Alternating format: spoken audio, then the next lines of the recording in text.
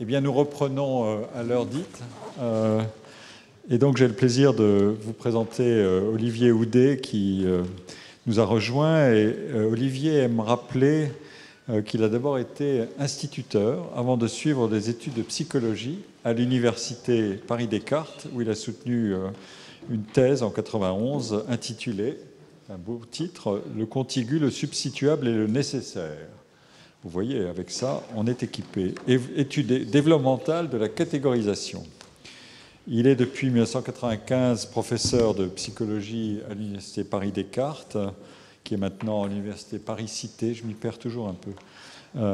Et il a été, par ailleurs, administrateur de l'Institut universitaire de France, qui compte beaucoup dans les carrières universitaires, de 2018 à 2023, et il a été élu à l'Académie des sciences morales et politiques en 2018, et j'ai eu le plaisir de le rejoindre récemment. Olivier est en particulier connu pour sa théorie novatrice de l'inhibition cognitive. Le laboratoire de psychologie du développement, qui est tout près d'ici à la Sorbonne, qu'il dirige depuis 1998, explore les mécanismes du développement cognitif et de l'apprentissage au croisement de la psychologie de l'enfant, de la pédagogie et de la biologie humaine. Et il est l'auteur de nombreux ouvrages dans des champs de recherche qui sont les siens et qui couvrent le spectre allant des publications les plus savantes à aussi des ouvrages qui sont plus accessibles au grand public, évidemment cultivé. Voilà. Donc je lui donne tout de suite la parole. Merci. Merci Pierre-Michel. Bonjour mesdames et messieurs. Je vous ai rejoint, je vous prie de m'excuser d'avoir manqué la riche matinée, mais j'ai lu les résumés des présentations. Durant une demi-heure à peu près, je crois que c'est le format, j'ai sélectionné un certain nombre de nos résultats de mon laboratoire du CNRS et aussi d'autres laboratoires en France et dans le monde sur cette question de l'évaluation et l'auto-évaluation des performances cognitives des élèves.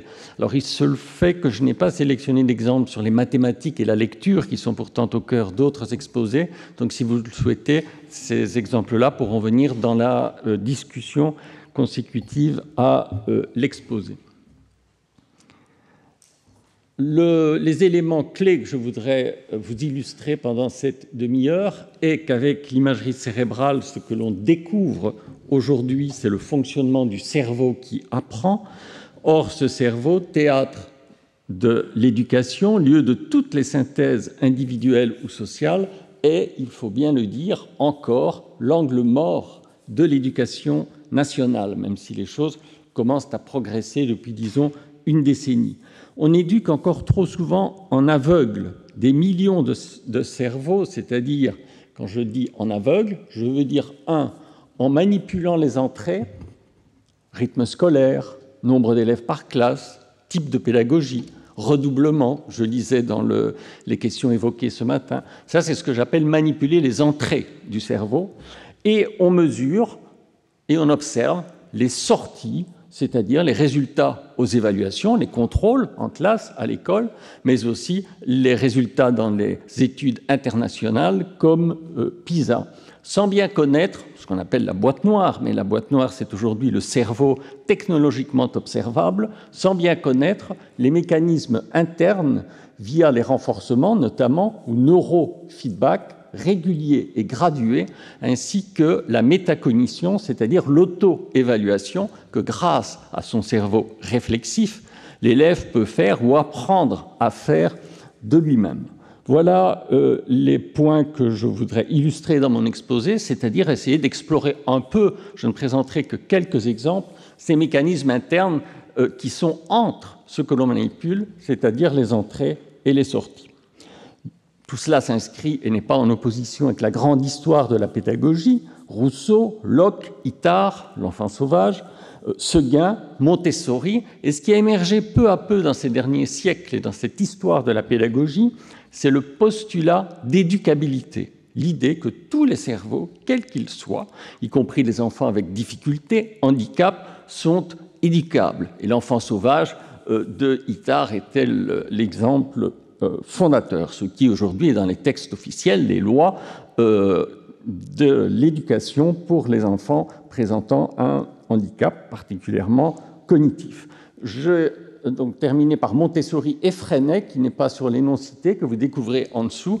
C'est ce beau portrait de Célestin Freinet, qui était l'acteur français de l'éducation nouvelle au début du XXe siècle, alors que Montessori était italienne. Parallèlement, et souvent avec des interactions, l'histoire de la psychologie je l'ai commencé très récemment, d'Alfred Binet, qui dirigeait le laboratoire que j'ai moi-même dirigé, je montre ainsi parce que c'est au 4e étage de la rue Saint-Jacques, donc de l'autre côté de la Sorbonne, historique. Alfred Binet y a dirigé le tout premier laboratoire français de psychologie scientifique, et c'est là qu'il mit en place les échelles de développement mental qui devinrent, quelques années plus tard, le quotient intellectuel, parce qu'il y avait déjà, à l'époque, de la part du ministère de l'Instruction publique,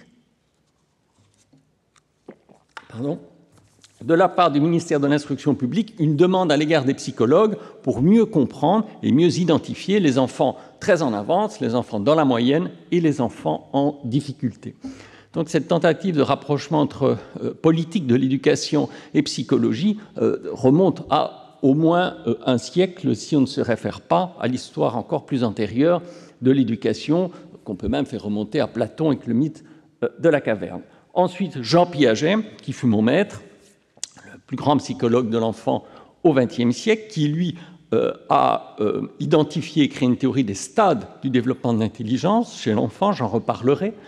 Binet, c'était des échelles psychométriques, Piaget, les stades du développement cognitif, donc qui sont aussi les stades avec lesquels les élèves vont à l'école, leur stade de développement, et peu à peu, grâce aux technologies d'imagerie cérébrale, on a pu en effet, et c'est quand même extraordinaire, voir ce qui se passe dans la tête des élèves, mieux comprendre les mécanismes internes de l'apprentissage, et j'ai indiqué une photo en dessous de Jean-Pierre Changeux, qui fut très longtemps professeur dans cette maison, et qui est le grand fondateur en France des neurosciences dans les années 1980. J'étais moi-même étudiant, et Jean-Pierre Changeux continue de s'intéresser de très près aux travaux qu'on réalise sur le cerveau de l'enfant. Je vais vous suggérer, pour ceux qui n'y sont jamais venus, d'ouvrir la porte de ce laboratoire qui est là-haut, au sommet de la Sorbonne, au coin du 46, et vous donner quelques exemples seulement de ce que l'on peut observer sur ces mécanismes internes et mieux comprendre. D'abord, le cerveau humain a des caractéristiques et un potentiel extraordinaire. Tous les cerveaux, 80 milliards de neurones, c'est 86, l'estimation exacte, mais disons 80 milliards de neurones et 1 million de milliards de connexions. Ce que j'ai introduit au-dessus, à côté de IA, donc intelligence artificielle, c'est le cerveau artificiel de l'entreprise américaine Intel, ou Intel selon la prononciation qu'on utilise, qui comporte environ 100 millions de neurones. C'est déjà beaucoup pour un cerveau artificiel, mais c'est comparable au cerveau d'un petit mammifère, un hamster ou un rat. Vous voyez donc, et c'est important de le dire aujourd'hui encore, qu'à l'heure actuelle, quoi qu'on dise de l'homme augmenté, de l'intelligence artificielle, le cerveau humain reste sur Terre l'organe le plus complexe, susceptible des apprentissages les plus subtils, les plus abstraits, dans les formes élevées de l'apprentissage, les plus réflexives aussi, on va le voir, dans l'auto-évaluation de ses performances. Mais ça ne va pas toujours de soi. Donc ce cerveau est immensément complexe, plus complexe que celui des machines. Encore faut-il bien l'éduquer et bien l'utiliser. Parce que cette même machine peut aussi devenir une machine folle ou une machine à erreur. Et l'aspect métacognition, donc contrôle de son propre cerveau, est absolument critique.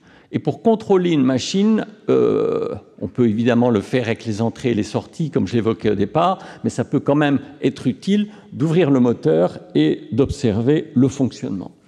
Aujourd'hui, et ce n'était pas du tout le cas quand je suis arrivé il y a une trentaine d'années dans ce même laboratoire, les technologies étaient encore celles des tests papier-crayon, les tests psychologiques. Aujourd'hui, je vous ai mis les différentes illustrations. Dans un laboratoire comme le nôtre et d'autres dans le monde, nous utilisons des technologies innovantes. La génétique, d'abord, nous avons la possibilité de voir tout le patrimoine génétique d'un enfant donné, avec tout cela contrôlé par des comités d'éthique, l'accord des parents, le consentement éclairé, l'imagerie cérébrale, notamment l'IRM 3 Tesla, qui est la technologie vraiment parfaite, le bon niveau pour observer le fonctionnement de l'enfant en développement. L'EEG haute densité, 256 canaux. J'ai fait installer dans une ancienne bibliothèque de la Sorbonne, je l'ai transformé en cage de Faraday, dans laquelle nous avons pu installer un système d'EEG tout à fait nouveau et hyper performant qui se place très rapidement comme un bonnet de bain sur la tête des enfants.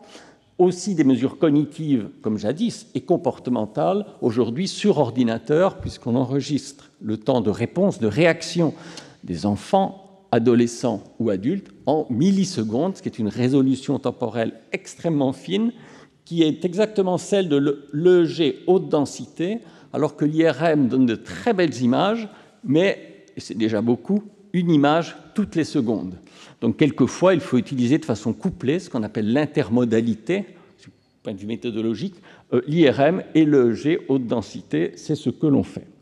Dans la photo de l'IRM que vous voyez au milieu, vous distinguez un petit enfant qui va rentrer dans l'IRM, dans le tunnel, et nous avons, c'est une petite fierté, voire une grande, nous avons en France réalisé les toutes premières recherches d'imagerie cérébrale chez des enfants tels qu'on les appelle dans notre domaine d'âge préscolaire, donc maternelle, et scolaire, école élémentaire, volontaire, pour explorer ce qui se passe dans leur cerveau. Et en général, on ne le voit pas sur cette photo, leurs parents sont là, les deux ou l'un des deux, et assistent à toute l'expérimentation.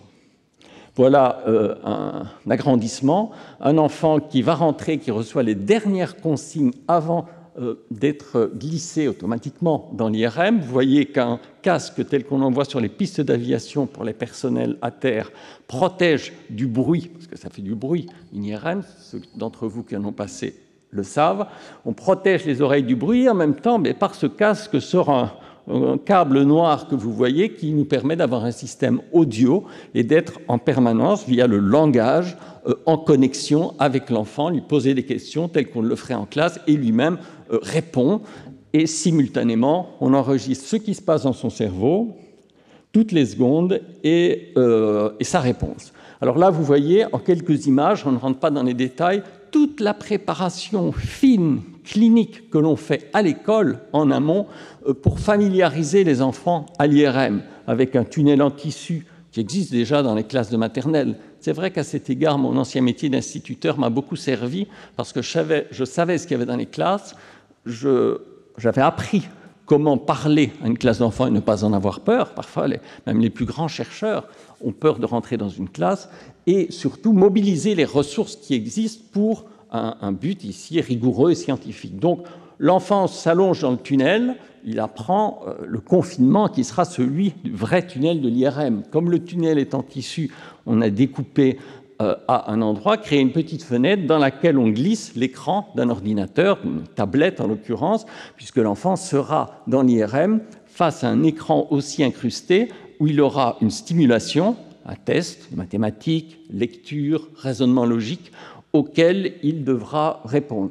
Donc, je n'en dis pas plus sur ces images, mais vous voyez que c'est un pré-entraînement extrêmement psychologique. Là, c'est la psychologie au sens, je dirais, de l'enfant clinique. Et je dis toujours que l'on prépare nos enfants comme Thomas Pesquet, où les futurs astronautes sont préparés pour aller dans l'espace. Et le jour où on réalise l'IRM, les parents eux-mêmes, à la fin de la demi-heure de passation, nous disent très souvent: je n'aurais jamais cru que mon enfant, ma petite fille, mon petit garçon serait capable de faire cela. Et c'est vrai que c'est très impressionnant, et l'enfant est très sérieux, respecte les consignes, et il prend surtout un grand plaisir, parce que dans ses recherches, la loi de bioéthique le prévoit, les enfants ou les parents peuvent se rétracter à n'importe quel moment. Donc si un enfant n'est pas motivé ou s'il pleure, on interrompt immédiatement l'expérience, ce qui arrive de façon absolument rarissime. Là, dans cette belle obscurité bleutée, vous voyez que nous sommes, nous, dans la salle de contrôle, et sur l'écran d'ordinateur, vous voyez la reconstruction tridimensionnelle, point par point, donc toutes les secondes, de ce qui se passe sur l'ensemble de tous les neurones, de l'ensemble du cerveau de l'enfant, avec la complexité chiffrée que j'ai décrite au début de l'exposé. Et évidemment, comme c'est un vrai cerveau, mais sur écran, on peut faire des coupes. On peut faire des rotations, on peut regarder les différents angles ou incidences du cerveau et faire une exploration vraiment fine du cerveau de cet enfant-là. En général, quand on présente les données de neurosciences, ou que vous voyez des découvertes dans la presse, pour ceux qui ne sont pas spécialistes, cela ressemble à une mosaïque du cerveau, aux aires du cerveau. On dit telle aire, c'est l'aire de la lecture, telle autre aire, c'est la bosse des maths, etc. C'est très important, hein, parce que le cerveau est en effet très spécialisé. Il y a bien vraiment un paradigme scientifique de localisation et qui est toujours en cours de recherche avec des atlas anatomiques et anatomo-fonctionnels de plus en plus précis. Mais pour moi, outre cela, j'ai toujours considéré comme ancien instituteur et psychologue du développement, donc de l'évolution cognitive à travers les âges, cela ne m'a pas suffi dès le départ, dès l'instant où j'ai fait de la biologie humaine. Ce qui est aussi important, c'est la dynamique du cerveau. Et l'éducation, elle correspond évidemment non pas seulement à la mosaïque, mais aussi et surtout à la dynamique du cerveau. Sans entrer dans les détails de ce modèle, vous voyez dans le dessin du cerveau qui est en dessous, deux flèches qui vont en sens inverse. Ce sont deux types de dynamique que l'on observe dans le cerveau, soit postéro-antérieure, c'est-à-dire de l'arrière vers l'avant du cerveau. L'avant, c'est le cortex préfrontal, celui de la logique, de l'abstraction, du contrôle de soi. L'arrière, c'est le cortex visuel. Soit, vous voyez la flèche qui va dans l'autre sens, une reconfiguration antéro, donc de l'avant, postérieure, vers l'arrière du cerveau. Là, on ne raisonne plus uniquement en termes de mosaïque, de localisation, on raisonne en termes de dynamique du cerveau, et le cerveau peut bouger selon des lois différentes. Et lorsque l'on fait précisément un apprentissage, on attend à ce que le cerveau se reconfigure, bouge, et c'est cela que j'appelais tout à l'heure les mécanismes qui sont entre les entrées et les sorties. Les premières observations faites sur l'apprentissage, à la fin, enfin au milieu des années 1990, par des Américains dont j'avais écrit le nom, je vois qu'il n'y est plus. Bon, c'était une autre version de mes diapos, j'ai voulu vraiment les parfaire. Dans le processus d'automatisation, les noms c'est Reichel et Posner, qui sont deux grands pontes des neurosciences américains. Ils avaient observé ce qui se passe lorsque l'élève apprend par rapport à des images, une liste de mots par cœur. Il voit l'image d'un marteau, il dit « frapper », etc. Ça marche très bien, ça s'apprend et peu à peu, l'élève automatise son apprentissage. Lorsque l'enfant réalise un apprentissage, ou l'adulte réalise un apprentissage comme celui-là, on observe d'abord, regardez la première ligne tout à fait à gauche, c'est l'avant du cerveau qui s'allume, donc le cortex préfrontal, parce que l'enfant est très contrôlé, très focalisé sur ce qu'il fait. Il doit inhiber les interférences s'il entend du bruit ou qu'on essaie de lui faire autre chose en même temps, ce qu'on appelle la double tâche. C'est ce qui se passe aussi quand on a appris à rouler à vélo ou à conduire une voiture. On est hyper contrôlé, mais après, lorsqu'on conduit bien, même si c'est interdit, on peut faire autre chose en même temps, lire son journal, regarder un écran. Donc, au début de cet apprentissage, c'est le cortex préfrontal qui est activé. Et lorsque l'enfant a appris la liste par cœur, vous voyez, deuxième vignette, enfant entraîné, le cortex préfrontal est désengagé et c'est la partie postérieure, voire sous-corticale, où se cristallise l'automatisme. Et l'enfant connaît la liste par cœur, il n'a plus besoin de son cortex préfrontal et il peut soit faire autre chose, soit apprendre autre chose. Et ce qui était très élégant dans cette recherche, c'est que, dernier petit cerveau sur la première ligne des trois cerveaux, on présente une nouvelle série d'items à l'enfant, donc une nouvelle liste de mots à apprendre. Eh bien, à nouveau, le cortex préfrontal s'active pour ensuite suivre une automatisation. C'est ce que j'appelle un apprentissage par neuronal et cognitif, par reconfiguration antéro-postérieure. Dans mon laboratoire, là-haut, on a fait une hypothèse inverse et complémentaire. J'ai toujours été convaincu que beaucoup d'apprentissages devaient aussi relever d'une reconfiguration postéro-antérieure, de l'arrière du cerveau vers l'avant. Pour cela, évidemment, ce n'était pas dans le cas de l'entraînement par la pratique, par la répétition, le par cœur. C'est un entraînement qui, au contraire, fait que Au départ, le cerveau fonctionne dans l'automatisme, ce qu'on appelle par exemple aujourd'hui les automatismes cognitifs, et notamment les biais cognitifs, qui dans les cas extrêmes peuvent conduire aux fake news, j'en reparlerai, face aux écrans, donc les biais cognitifs. Et notre cerveau est enfermé dans ces biais, celui de l'élève aussi, il y en a beaucoup dans la scolarité, ce que j'ai appelé les heuristiques scolaires, c'est-à-dire les choses qui viennent très rapidement à l'esprit, qui sont surapprises, et ce sont souvent ces connaissances ou ces stratégies surapprises qui vont tromper l'enfant, plus que le manque de notions ou de concepts qui peut être présent dans son cerveau mais ne pas être utilisé. Et j'ai ainsi découvert, alors quand on fait une recherche comme celle-là, c'est vraiment scientifique, donc il y a toutes les technologies que je vous montrais tout à l'heure, on fait des hypothèses, on fait une hypothèse inverse, on se fait l'avocat du diable, condition contrôle, et après une programmation très fine, au final, vous appuyez sur un bouton, il y a le résultat de l'analyse statistique. Et là, ce fut la plus belle découverte de ma vie, sur l'écran, quand l'élève était sur le mode automatique et dont je pouvais montrer qu'il se trompait dans une tâche de logique et qu'il présentait un biais cognitif, c'était la partie arrière de son cerveau qui était activée, quasiment pas la partie avant, le cortex préfrontal. Or, je vous le rappelle, c'est un test de logique, et tous les psychologues, les neuropsychologues de l'époque, moi-même compris, si on leur avait dit quelle partie de la mosaïque du cerveau doit être engagée sur un test de logique, d'abstraction, tout le monde aurait répondu le cortex préfrontal. Ce n'est pas le cas, chez quelques personnes, oui, qui sont vraiment abstraits, mathématiciens, ce n'est pas le cas. On présente spontanément un biais cognitif qu'on est ou non capable de corriger.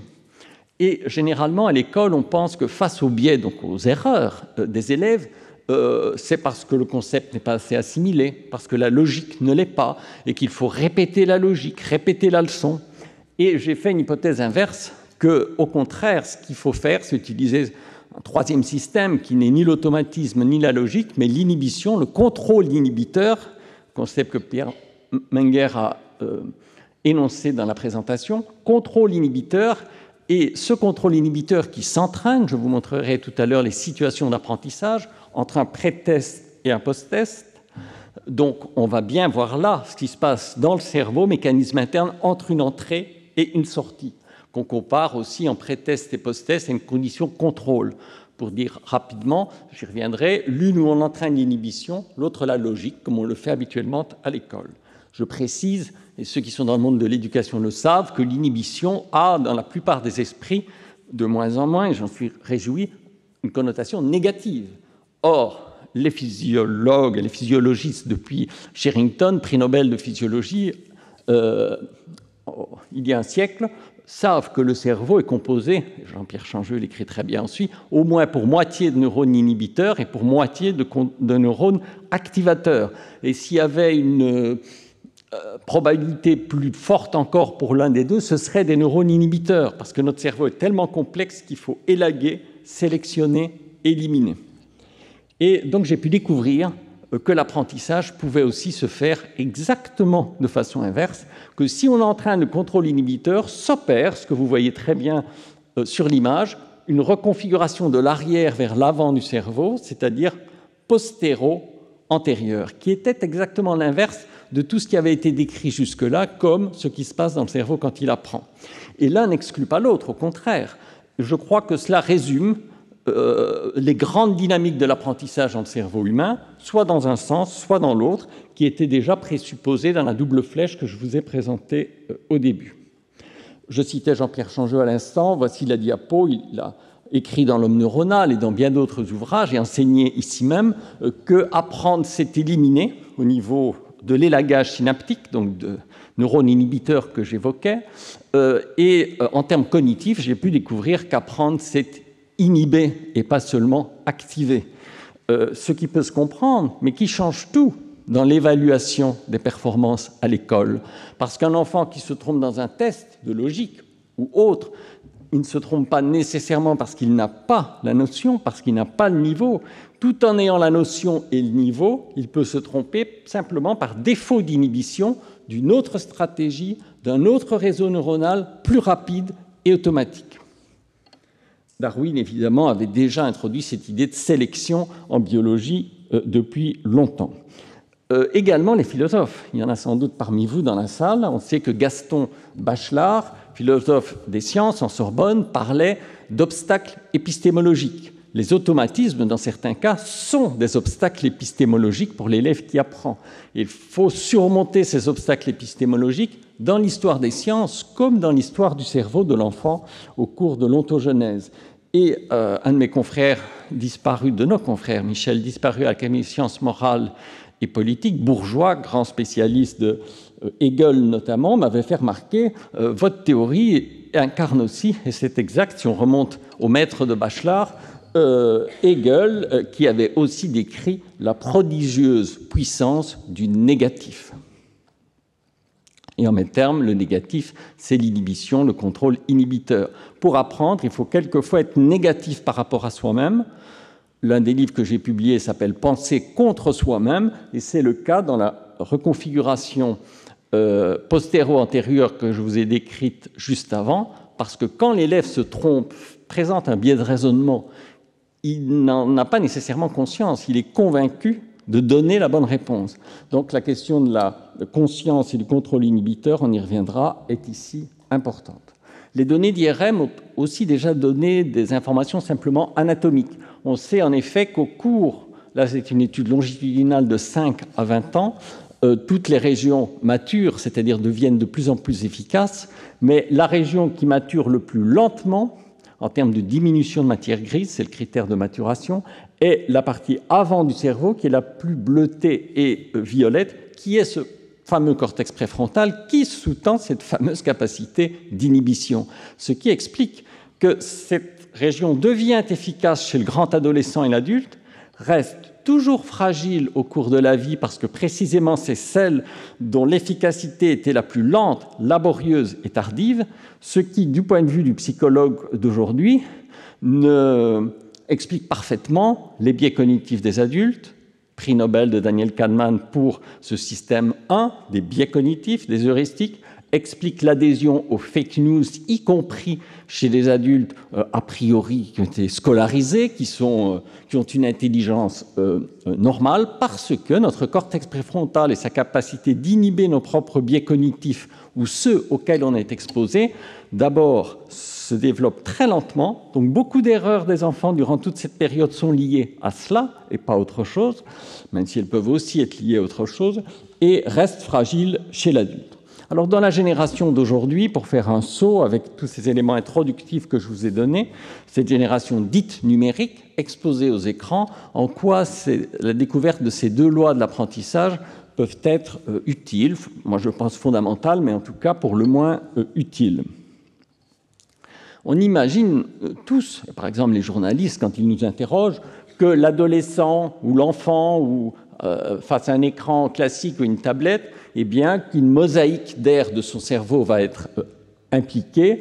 Vous voyez dans la séquence d'en dessous qui va de l'entrée visuelle, ce que l'enfant voit sur l'écran, à l'autre bout, la commande motrice, ce qu'il va appuyer comme touche, là où il va cliquer, sachant que, je le dis entre parenthèses, au cas où je l'oublierai, que la jeunesse clique énormément, des milliers, des dizaines de milliers de clics par semaine, que ces clics sont en général très rapides et sur les réseaux sociaux ou d'autres systèmes issus d'algorithmes, on clique « j'aime » ou « je n'aime pas ». On est tout à fait dans un automatisme affectif qui ne sont pas les circuits de la logique, de la réflexion, de l'inhibition. Et donc, en général, on pense que toutes ces régions, et c'est vrai, s'activent, y compris les régions de codage, de calcul, d'évaluation de la récompense, la mémoire de travail, ce que l'on retient comme consigne, s'engagent, la sélection de l'action, la barre en jaune en dessous, pour conduire à la commande motrice, ce que je décide, ce que je réponds en appuyant sur le clavier ou en cliquant. Mais, avec ce que je vous ai présenté antérieurement, vous comprenez que même pour ces mécanismes dits internes, il peut très bien se passer dans le cerveau de cet adolescent face à l'écran deux fonctionnements radicalement différents et même opposés.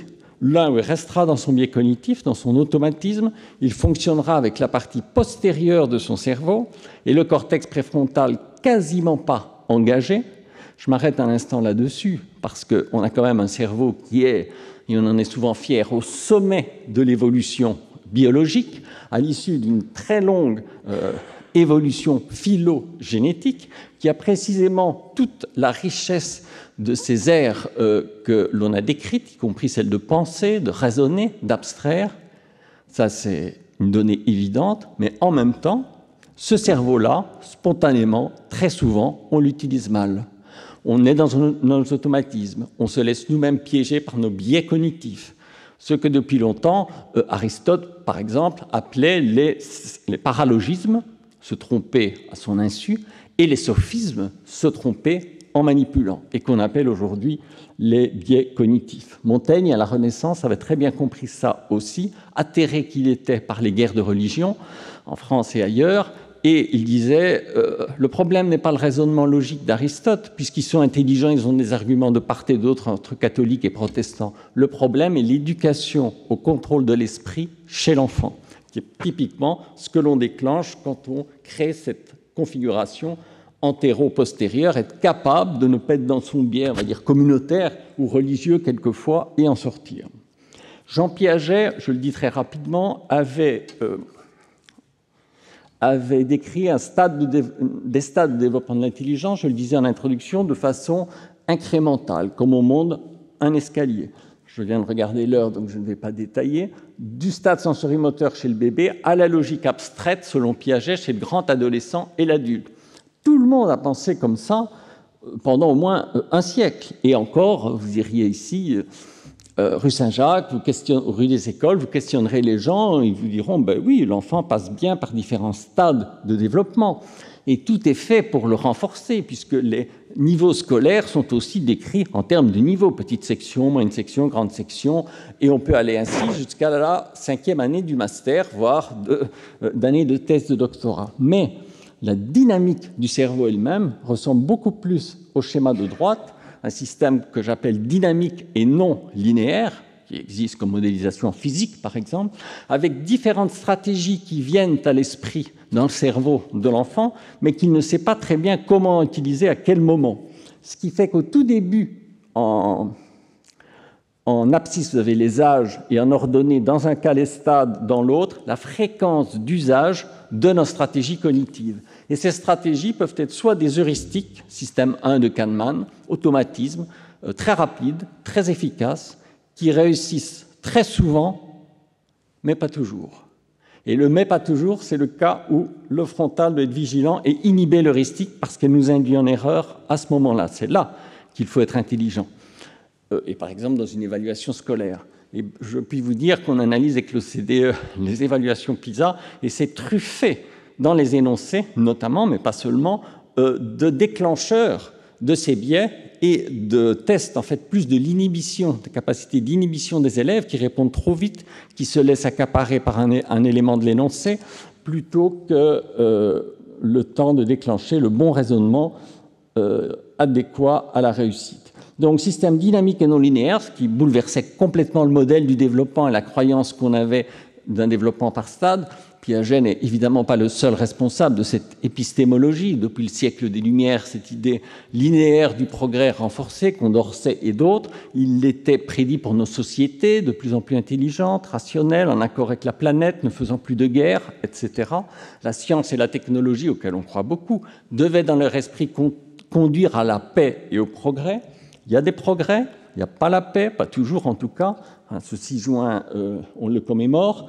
Et le développement des sociétés comme du cerveau de l'enfant, et c'est bien normal puisque la société, n'est-ce pas, cher titulaire de la chaire de sociologie du Collège de France, la société est composée d'individus qui eux-mêmes ont des cerveaux et des processus cognitifs, ce qui fait que ce que je vous décris ici, dans mon esprit en tout cas, vaut aussi pour les dynamiques collectives.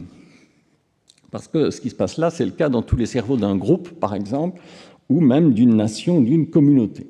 Donc Kahneman avait uniquement observé les adultes avec non pas des techniques d'imagerie cérébrale, mais des tests papier-crayon sur ordinateur, et Kahneman avait en effet montré que 90% de ces adultes dans les grandes universités américaines présentaient des biais cognitifs, étaient irrationnels alors qu'ils avaient le niveau de ne plus l'être.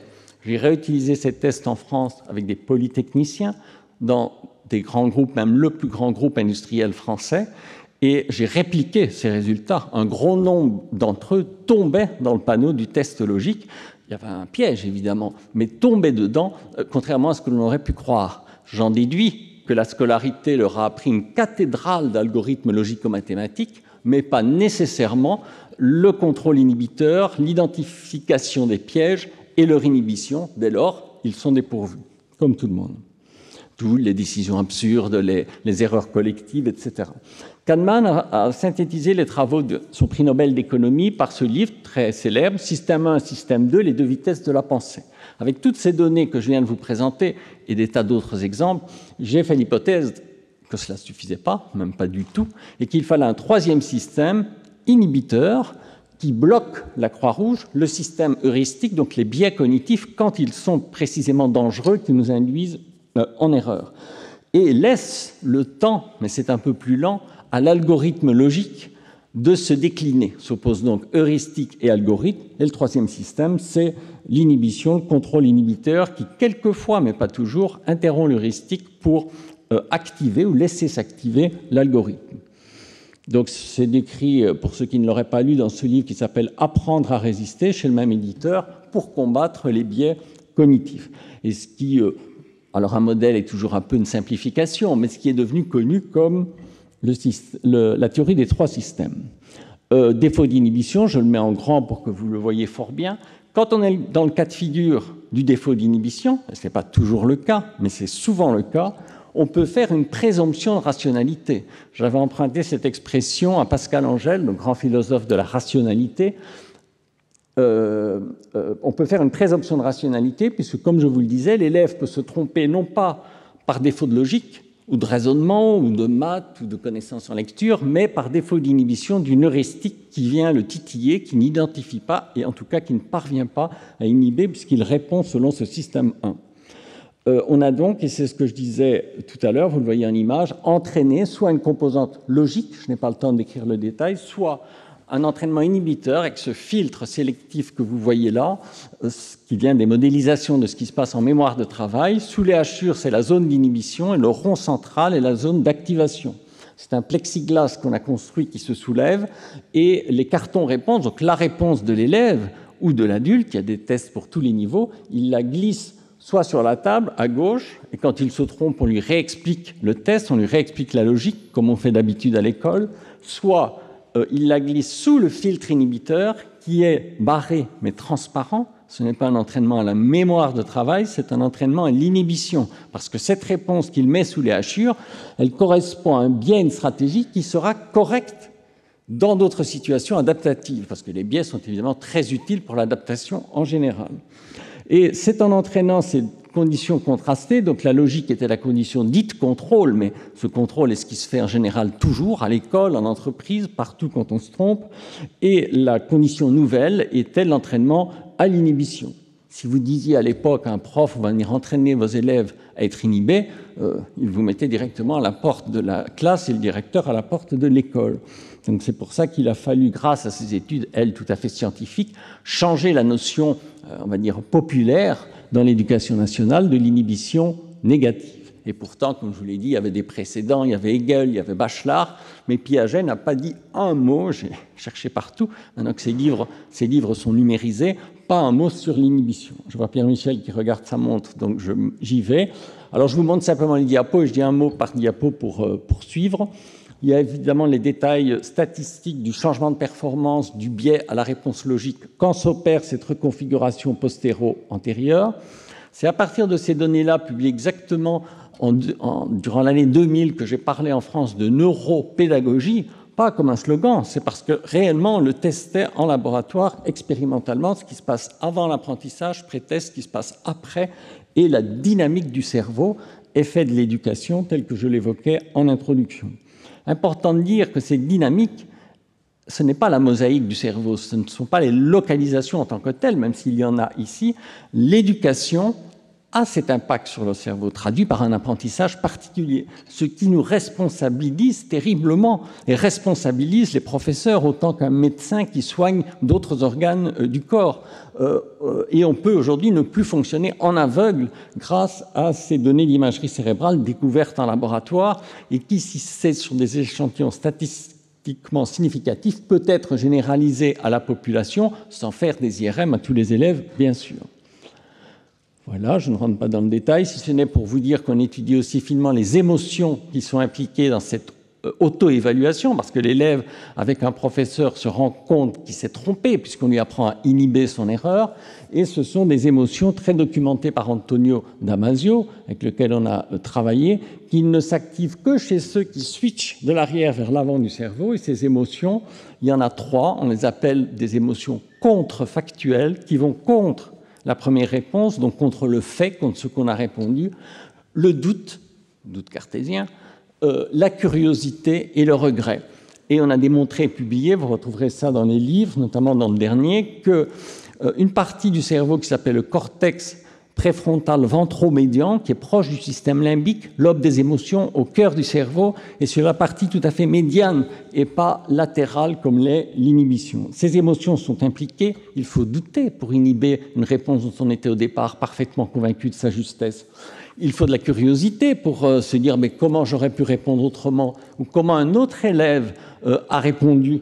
Et enfin, il faut du regret, puisqu'il faut nécessairement regretter sa réponse pour inhiber sa première stratégie et aller rechercher, explorer dans son cerveau une autre.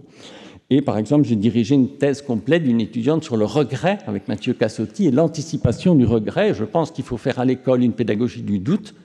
Ça, c'était plus ou moins déjà dit. De la curiosité, c'est dit aussi, et du regret. Et les 3 émotions qui ne sont pas les mêmes et qui corrèlent avec des parties différentes du cerveau guident, c'est vraiment un guidage, guide l'inhibition. On a, à partir de cela, pu aussi décortiquer ce qui se passe dans le cerveau de l'enfant face à un écran, une tablette, je le disais. J'ai établi des parallèles avec l'intelligence artificielle, vous les découvrirez dans le livre que je présenterai à la fin, simplement pour dire que les apprentissages profonds simulent en quelque sorte le cortex visuel tout à fait à l'arrière du cerveau, mais si puissants soient-ils, ils font de super traitements d'images, mais n'ont pas cette capacité réflexive de raisonnement qui, elle, est tout à fait humaine, qui utilise les autres parties du cerveau et notamment le cortex préfrontal. Et les grands fondateurs de cette IA le disent eux-mêmes, notamment Yann Lequin, qui a eu ici même une chaire annuelle, quand la machine apprend, la révolution de l'IA. ChatGPT est plus impressionnant parce que ça nous paraît sémantique, c'est textuel. J'ai aussi dans mon dernier livre décortiqué ces mécanismes. Bon, c'était pas le bon diaporama, vous n'avez pas l'image du livre, mais je vous le montrerai, je l'ai apporté au cas où quelqu'un me le demanderait. ChatGPT, en fait, au cœur de ChatGPT, ce que le grand public ne sait pas nécessairement, il y a un contrôle humain par feedback. C'est-à-dire que ChatGPT génère des réponses à des questions à partir de toutes les informations textuelles, mais aussi images et sons que le système trouve sur Internet ou dans des bibliothèques numérisées. Et en fait, les informaticiens ont observé ce qu'ils appellent des hallucinations informatiques, donc des biais cognitifs, mais quasiment hallucinatoires.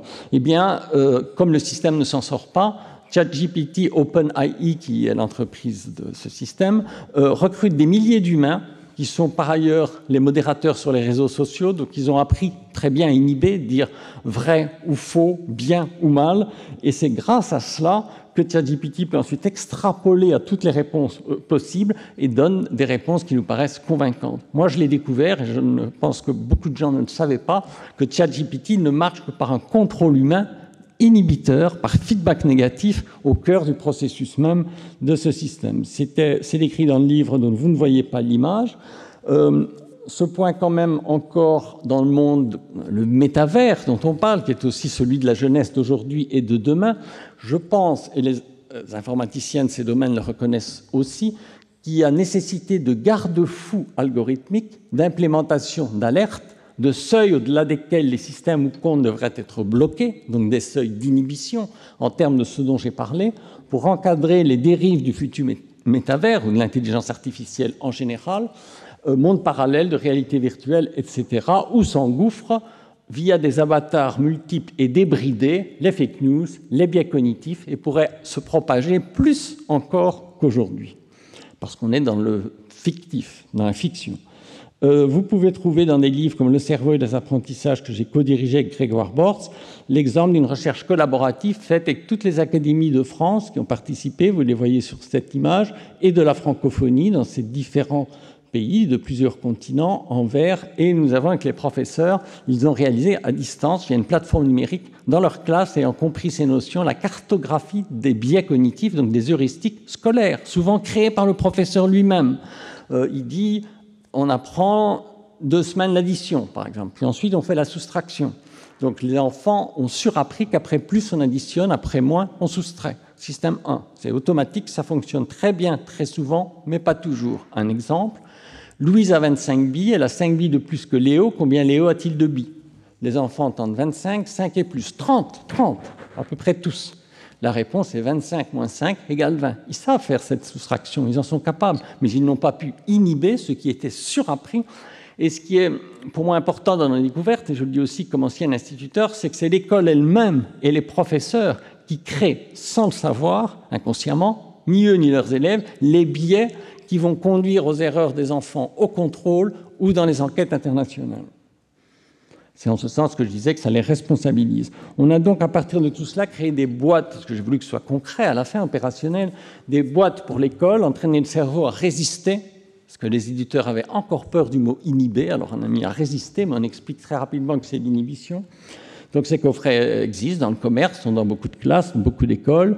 Un pour l'école élémentaire, on en a aussi un pour l'école maternelle. Ils ont créé des personnages et un poster que j'appelle métacognitif, capitaine inhibition, l'heuristique, le biais qui va trop vite, et l'algorithme qui a le poids des connaissances sur le dos, des algorithmes, des calculs. Ça, c'est ce dont disposent par exemple les polytechniciens, y compris ceux qui se sont trompés par défaut d'inhibition, ou tous les élèves, bien sûr. J'étais très content qu'on fasse cette concrétisation pédagogique, parce que pour moi, c'est une incarnation pédagogique, ce dont ont évidemment besoin les professeurs dans les classes. Mais la maison peut aussi être un lieu propice à l'éducation, à la pédagogie, dans ce qu'on appelle la co-éducation, parents-professeurs. Nous avons donc créé des boîtes de jeux qui sont traduites en une dizaine de langues et maintenant à peu près partout dans le monde, FlexiGame, qui entraîne la flexibilité cognitive, donc cette reconfiguration antéro-postérieure, parce que pour être flexible, il faut d'abord inhiber ce qu'on a envie de répondre, son automatisme, et puis switcher sur une activation, et ça, c'est ce qu'on appelle la flexibilité. On écrit également des livres pour enfants, Explore ton cerveau pour les maternelles, questions-réponses pour les primaires. C'est là où je veux dire qu'il faut que les cadres de l'éducation, que les professeurs s'intéressent à ces mécanismes internes, mais faisons confiance aux enfants, et si on leur explique dès la maternelle comment fonctionne leur cerveau, croyez-moi, ils pourraient en tout cas en faire bon usage. Un livre pour les ados qu'ont écrit mes 2 collègues Grégoire Borst et Mathieu Cassotti, c'est pas moi, c'est mon cerveau, mais qui est vraiment dans le cadre d'Instagram, de tout ce que font aujourd'hui les ados, de TikTok, etc. Je referme la porte du laboratoire, je vous remercie de votre attention et de votre bonne inhibition. La couverture de mon livre a disparu, je vous montre le vrai, comme quoi il ne faut pas être que dans le numérique. Voici le vrai livre, vous trouverez les compléments et des détails ici sur le processus de neurofeedback si vous souhaitiez les recevoir. Je vous remercie de votre invitation.